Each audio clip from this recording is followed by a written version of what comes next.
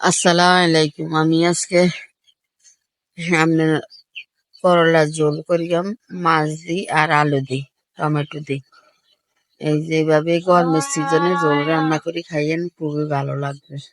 এই যে কড়াই নিতে দিলাম পরিমাণ মতো দিই, পেঁয়াজ কুচি দিয়ে এগুলা একটু লাড়াচাড়া করি।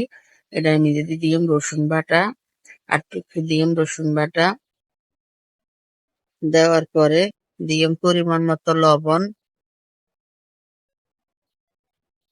গুলা দিই, আবার একটু লাড়াচাড়া দিই।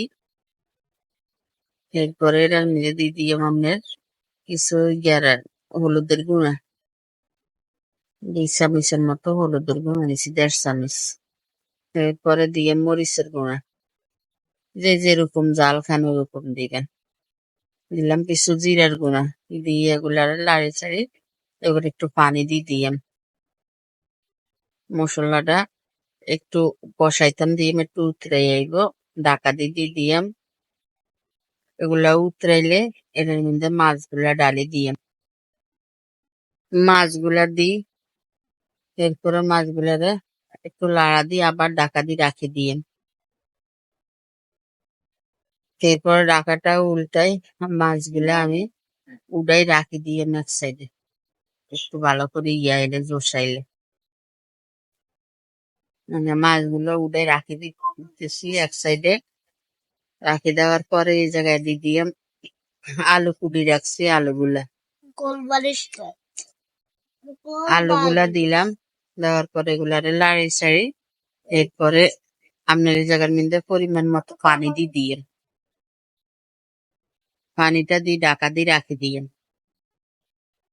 এরপরে ঢাকাটা উল্টাই আমরা করলা গুলা ডালি দিচ্ছি, আলু উতরাইছে আর এরপরে এই জায়গায় মাছগুলা দিয়ে দিবেন। মাছ দেওয়ার আগে টমেটো দিবেন, আমার এদিকে একটু ভুল হয়ে গেছে। আমি আগে মাছ দিয়ে দিছি, পরে আপনার টমেটো দিচ্ছি। এরপরে টমেটো গুলা দিয়ে এটারে একটা লাড়া দিই, আস্তে লাড়বেন যেন মাছগুলা না ভাঙে। এরপরে টমেটো দেওয়ার পরে এগুলা লাড়ি চাড়ি আপনার ঢাকা দিয়ে আবার রাখি দিবেন। অল্প কতক্ষণ গাল্লাই, বেশিক্ষণ ঢাকা রাখেন না, নইলে তিতা বাড়ি যাবে করলা। এই যে এইভাবে। এরপরে ধনিয়া পাতা দিয়ে, বিলাতি ধনিয়া পাতা দিয়ে আমি মিডা হালাইছি। যদি আমার কাছে ভালো লাগে একটা লাইক করেন, কমেন্ট করেন, শেয়ার করেন, সাবস্ক্রাইব করে দিয়ে। আসসালামু আলাইকুম। এইভাবে একবার রাঁধি খাই দেখবেন, আপনার এই গরমের সিজনে খুবই ভালো শরীরের।